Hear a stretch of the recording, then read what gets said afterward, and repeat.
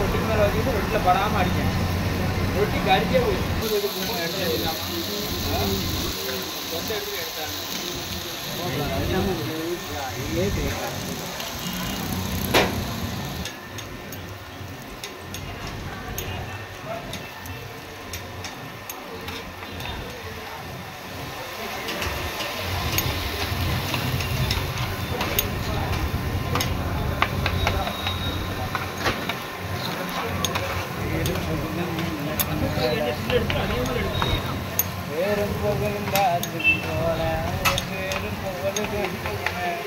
ஊரில் உனக்கு